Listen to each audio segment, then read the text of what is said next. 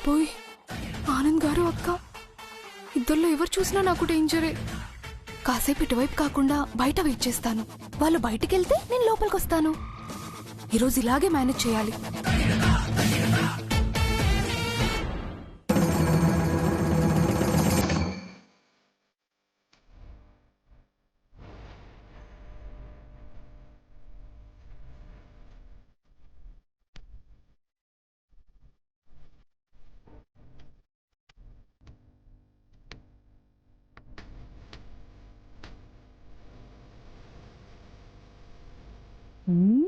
అబ్బా, నా మనవరానికి అప్పుడే పెళ్లికళ్ళు వచ్చేసింది. లేక నిన్ను చూస్తుంటే రోజూ చూసిన లేకలా లేవు. సూపర్గా ఉన్నావమ్మా. అవును, సింప్లీ అమేజింగ్ లేక. థ్యాంక్ యూ బావా. విరాజ్ బావా, నువ్వేం చెప్పట్లేదేంటి? నువ్వు ఇంత అందంగా ఉన్నావని తెలుసుంటే నేనే పెళ్లి చేసుకునేవాడిని కదా.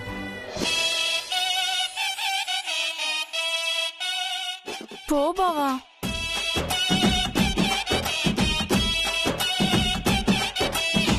యా షూర్ అండి. ఏంటే లేక ఇంకాస్త మోడర్న్ గా ఇంకాస్త స్టైలిష్ గా రెడీ అవ్వచ్చు కదా.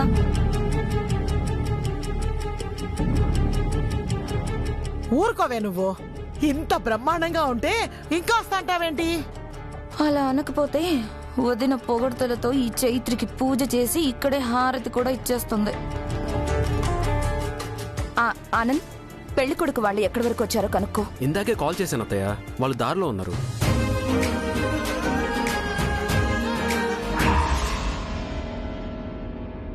లేక ఏంటే నీ నెక్లెస్ లో రూబీ లేదు?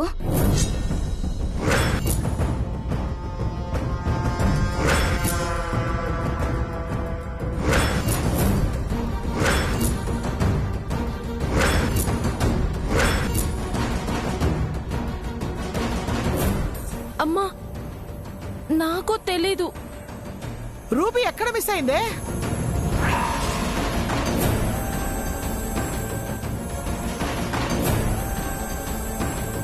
ఆ విషయం అడగాల్సింది ఈ చైత్రని.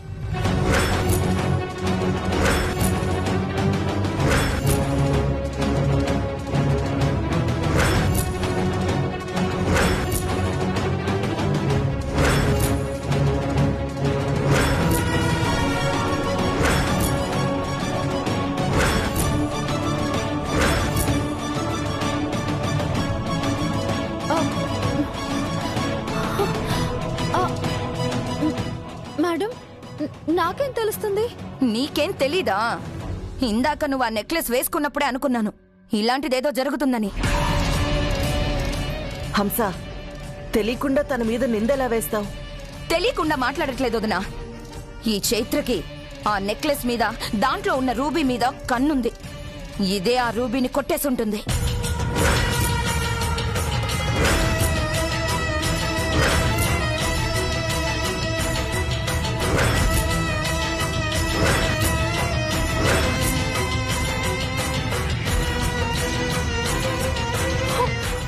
మేడం, నాకేం తెలియదండి.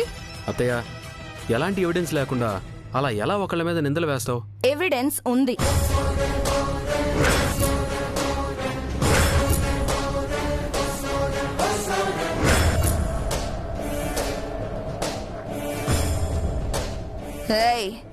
నువ్వు ఆ రూబీని దొంగతనం చేసి దాన్ని తీసుకొని లేక రూమ్ నుంచి పరుగున బయటికెళ్ళావు.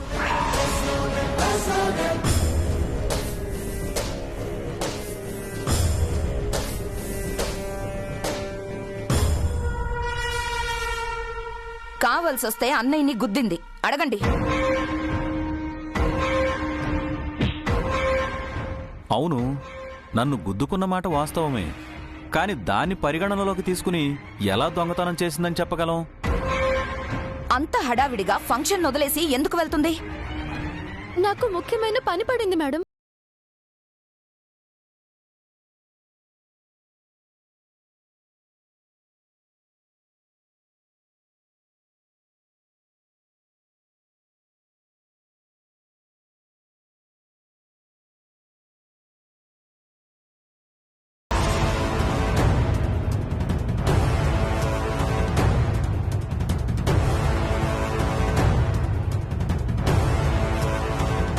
అత్తయ్య, చైత్ర గారు చాలా మంచివారు.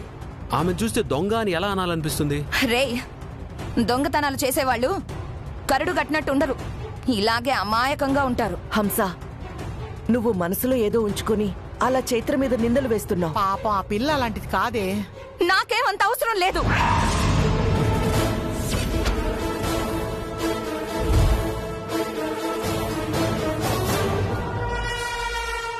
అయినా ఆ నెక్లెస్ దగ్గర ఉదయం నుంచి తను మనవాళ్లు తప్పించి బయట వాళ్ళెవ్వరూ లేరు. మన ఇంట్లో వాళ్ళకి అది తీయాల్సిన అవసరం లేదు. కానీ ఇలాంటి లో క్లాస్ వాళ్ళకి మాత్రం వాళ్ళ అవసరాలకి, వాళ్ళ విలాసాలకి అలాంటి రూబీల అవసరం.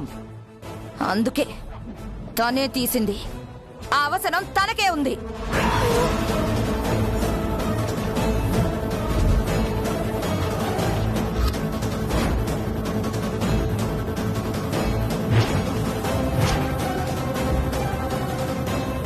అయ్యో, నిజంగా నాకే పాపమో తెలియదు మేడం.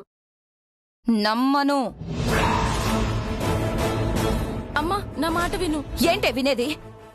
ఆ రూబీ వాల్యూ ఎంతో తెలుసా నీకు?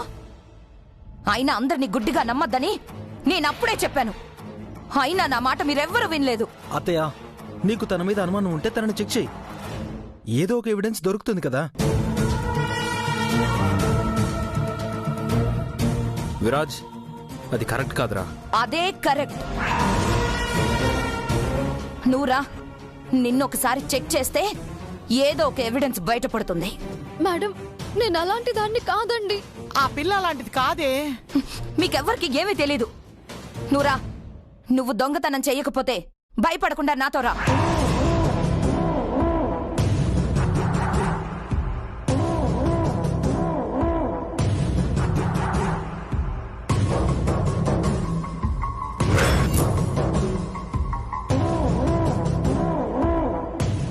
దేవుడా,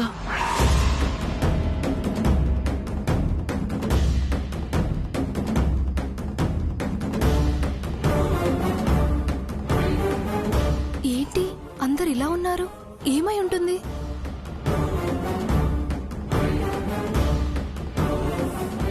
సార్, అక్కడ ఏం జరిగింది? పెళ్లి కూతురు మెడలోని నెక్లెస్ లో రూబీ పోయిందంటమ్మా. అయ్యో, ఎలా? ఎలాగో తెలియదు కానీ ఈ ఇంట్లో ఫిజియోథెరపీ చేసే డాక్టర్ మీదే అనుమానం అంటమ్మా. అందుకే తన దగ్గర ఉందేమోనని చెక్ చేయడానికి లోపలికి తీసుకెళ్లారు.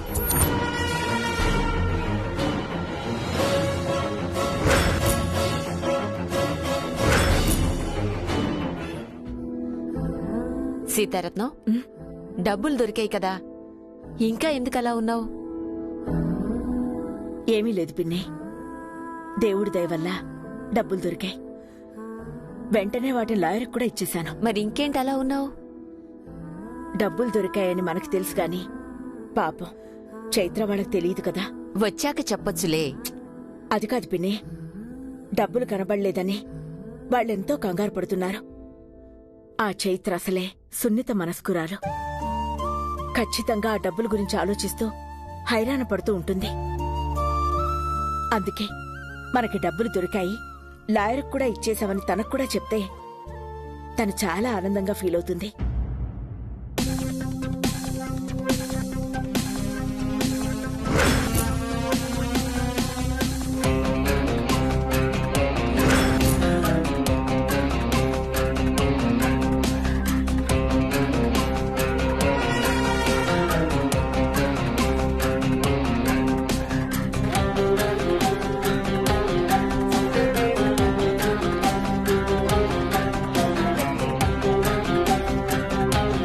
అత్తయ్య, ఎవిడెన్స్ ఏమైనా దొరికిందా? లేదు. లేదు అంటే అర్థం తనకేం తెలీదు అని. కాదు, నా పిచ్చి కాకపోతే కొంచెం కూడా ఆలోచించలేకపోయాను. తను బయటకెళ్ళొచ్చింది కదా, ఇక తన దగ్గర ఎందుకుంటుందా రూబీ? మేడం, దేవుడి సాక్షిగా చెప్తున్నాను, నాకేమీ తెలియదండి. నువ్వు తప్పు చేసి మళ్ళీ పాపం దేవుణ్ణి ఎందుకు ఇరికిస్తావు?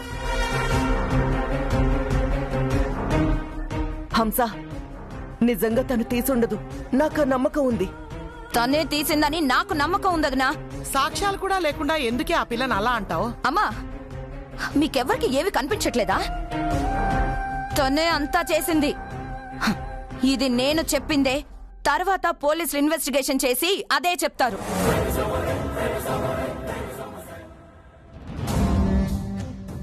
అత్తయ్య, పోలీసులేంటి? ఆల్రెడీ కంప్లైంట్ ఇచ్చాను. కాసేపట్లో పోలీసులు వస్తారు.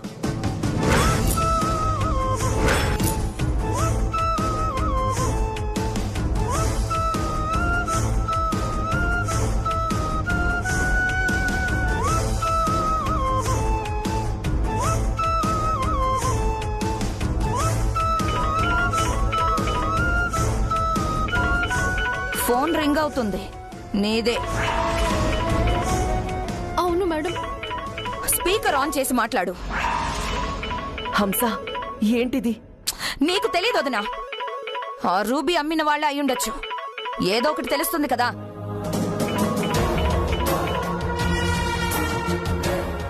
హలో. ఏంటమ్మా అలా డల్గా ఉన్నా? ఏం లేదండి. డబ్బుల గురించి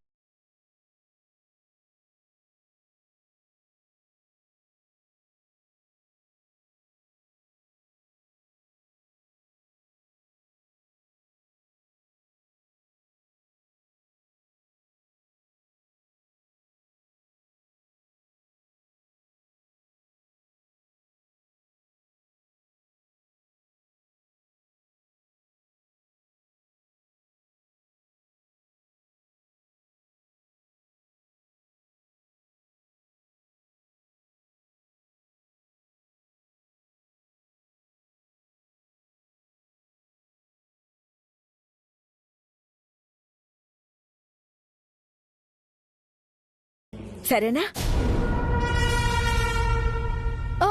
అది చూసారా వదినా, బాగా సపోర్ట్ చేసావు కదా. అయ్యో అమ్మా, నువ్వేదో అన్నావు. ఆ రూబీని 2 లక్షలు కమ్మి వాటిని వాళ్ళ ఇంట్లో వాళ్ళకిచ్చి పంపించింది.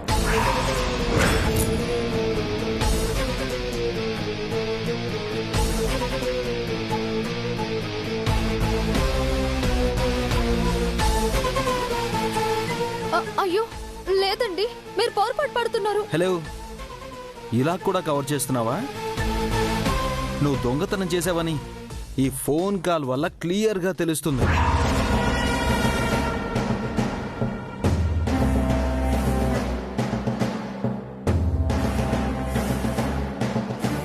కాదండి, కాల్ చేసిన ఆవిడకి ఉదయం డబ్బులు కనిపించలేదు. ఇప్పుడు దొరికాయని మేం కంగారు పడకూడదని చెప్తున్నారు అంతే. బాబా, ఏం కథలు చెప్తున్నావే. మీకెవరికైనా అర్థమవుతుందా?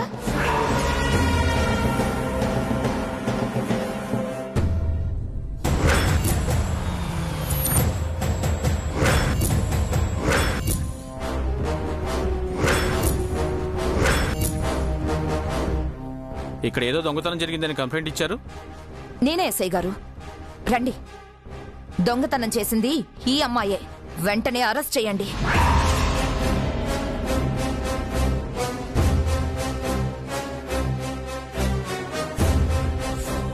కానిస్టేబుల్స్, ఆగండి.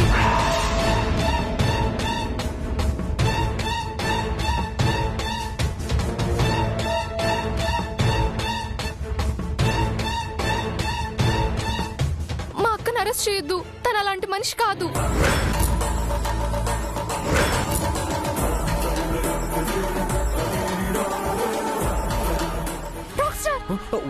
మీకు పెద్ద డై హార్ట్ ఫ్యాన్ ని. ఎంత ఫ్యాన్ అంటే big big big biggest fan ని. Okay okay okay, calm down calm down calm down. I understand. But fans ఇలా డైరెక్ట్ గా ఇంట్లోకి రాకూడదు.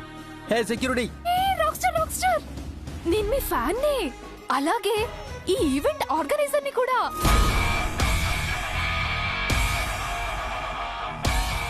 మేడం, నేను చిన్నపిల్లలా కనపడతాను కానీ నాకు నిజంగా ఈవెంట్స్ చేయడంలో ఎక్స్పీరియన్స్ ఉంది మేడం.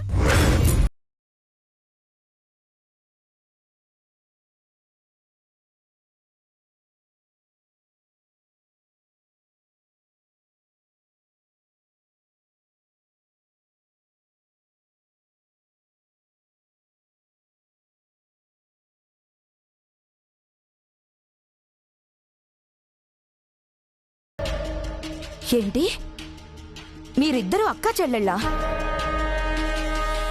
అబ్బబ్బబ్బబ్బబ్బా, ఏం డ్రామాలే! అంటే ఇదంతా మీరు వేసిన నాటకం.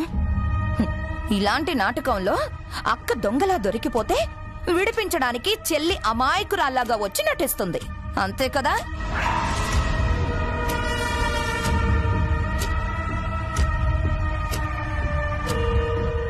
అలాంటి అవసరం మాకు లేదండి. మా అక్క దొంగతనం చెయ్యదు. ఎస్ఐ గారు, ఈ దొంగతనంలో కుటుంబం మొత్తం ఉన్నట్టుంది. ఇంకా ఎవరైనా ఉన్నారా? ఇలాంటి వాళ్ళు బ్యాకప్ పెట్టుకునే వస్తారు ఎస్ఐ గారు. ఆ చెల్లెలు బ్యాగ్ కూడా చెక్ చేయండి. ఎస్ఐ గారు, అది చిన్న పిల్ల, దానికేమీ తెలీదు. అసలు ఇది ఇక్కడ ఉన్నది కూడా నాకు తెలీదు. నువ్వు ఆగమ్మా, మా డ్యూటీ మమ్మల్ని చేయని. కానిస్టేబుల్స్ చెక్ చేయండి.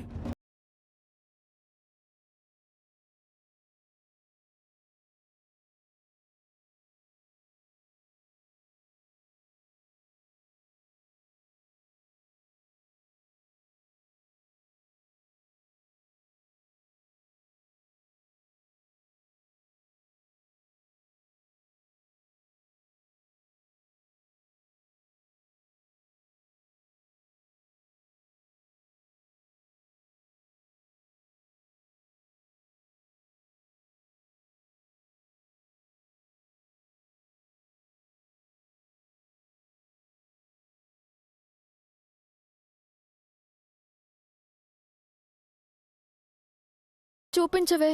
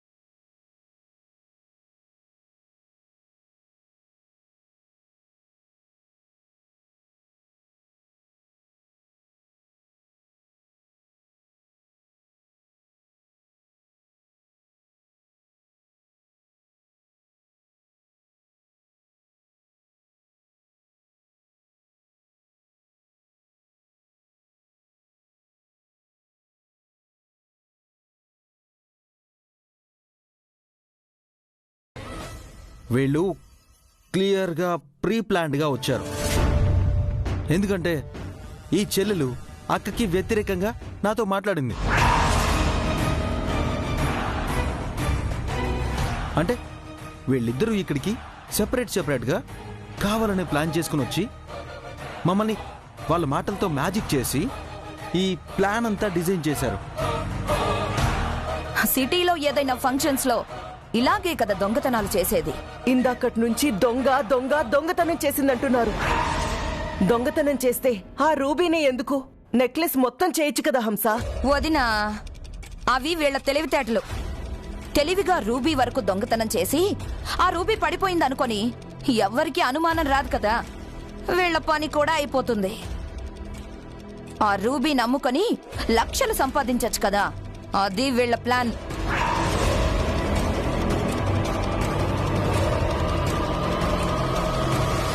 ఎస్ఐ గారు, చూస్తారేంటి?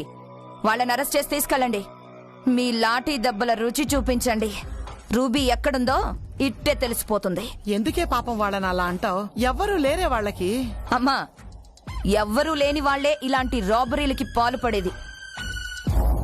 చూసావా, అసలు దొంగతనం చేసి మిమ్మల్ని అందరినీ తన వైపు మాట్లాడేలా ఎలా మిమ్మల్ని మాయ చేసిందో.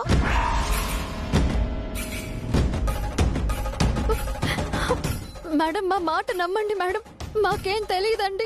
ఎస్ఐ గారు, చూస్తారేంటి? మీ డ్యూటీ మీరు చెయ్యండి. వీళ్ళని అరెస్ట్ చేయండి.